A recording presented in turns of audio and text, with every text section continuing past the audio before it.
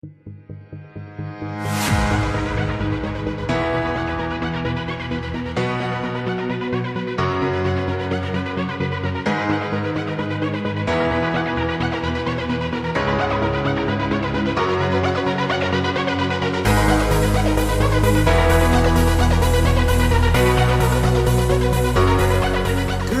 morning, everybody, and welcome to my channel.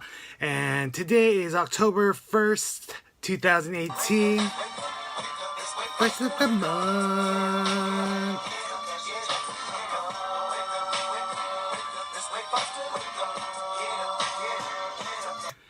Hopefully you guys had a great weekend. It is Monday, again, October 1st, 2018. I am getting ready for work, about to have some breakfast, and I will talk to you guys on the next clip. What up, everybody? It is your boy Jay, and welcome to the End of Vlog Talk. Today I went to work, and after that I didn't really film anything. I pretty much just waited for my meeting tonight. Today is my men's meeting, and it was a good one. Had a great speaker that I could really relate to. In tonight's talk, he talked about his journey through sobriety and how he still has to deal with being powerless even though he's sober, or life being unmanageable even though he is sober. So that's part of the first step of AA, that we admitted we were powerless over alcohol, that our lives have become unmanageable.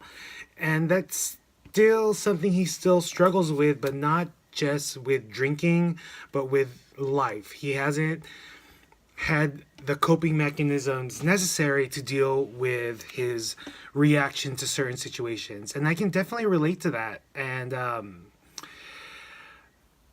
every day I strive to be a better man than I was yesterday. That's what I was trying to say in yesterday's vlog. Every day I should strive to be a better man than I was yesterday. So today at work, I tried to come in with a better sense of normalcy. I tried to be kind to my fellow coworkers and not get mad at something that they said or something that I said or whatever situation's going on with my current work situation. And taking a moment to pause really helps. I can't say that I paused for everything that happened today, but I did take a second to really think about how I'm going to react to something. And it brings me back to why I drank. And I drank because it would get rid of my pain, whatever pain I was feeling that day. And I could suppress things that I didn't want to think about, and I would be happy because I was blinded. I didn't know what was going on besides this euphoric feeling of having a sip of alcohol. And too often I was powerless against alcohol, and when you're powerless, that brings fear. And after fear comes anger. But with me, usually when I felt powerless, I would go straight to anger and get mad and create situations that often didn't need to be happening. So I think that's something I recognized tonight, was that I do still have a lot of insecurity, and I still do have a lot of fear, and I'm not comfortable in my skin, and I'm trying to get better at that. And something that we talked about today, or one topic that we talked about, was he asked the group, what is something that you are doing that is not helping yourself in your program?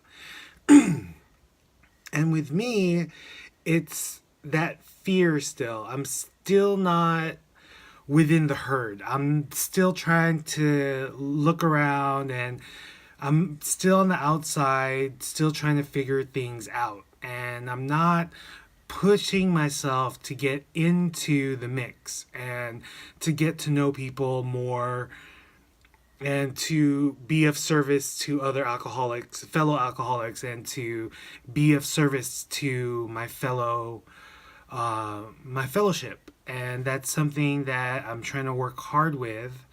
One thing that I'm supposed to be doing is to be connecting with people by exchanging phone numbers and texting and talking and conversing that way and making a phone call if I'm having any problems.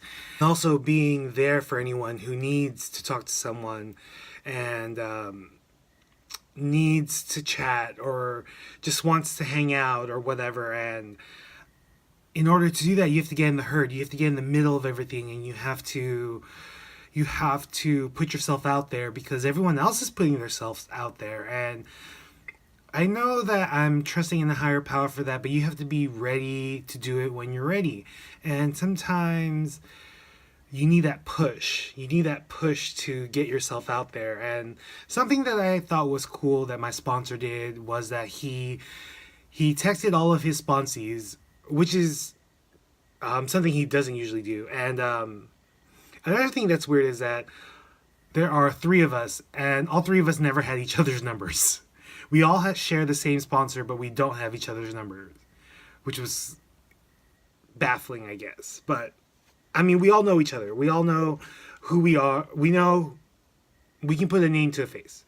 And so that was kind of the shove that I needed. And he was pretty much like, you guys have no excuse not to do the assignment for today because I already did it for you.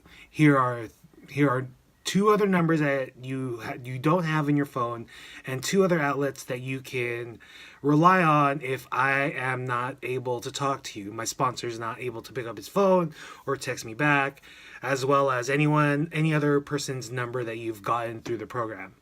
And that started the dialogue. And we were texting for a good 5-10 minutes each other. And there's four of us.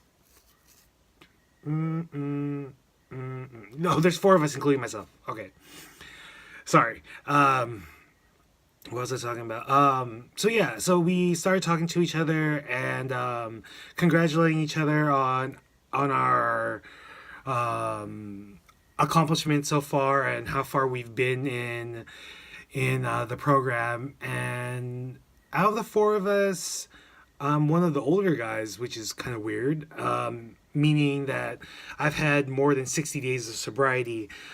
Some of us in the group have less than a month, some have a month, some, like myself, have over 2 months. So by all means, I am not that polished yet. I'm not to the point where I feel that I can have my own sponsee. I don't even think I reached the criteria to do that, but I am able to talk to people. I'm able to have conversations, and I want to be someone that people can rely on if they need just that extra push, just as my sponsor is doing for me and the rest of his sponsees, to help get a conversation started. So that's something that I learned today, to kind of step out of the box.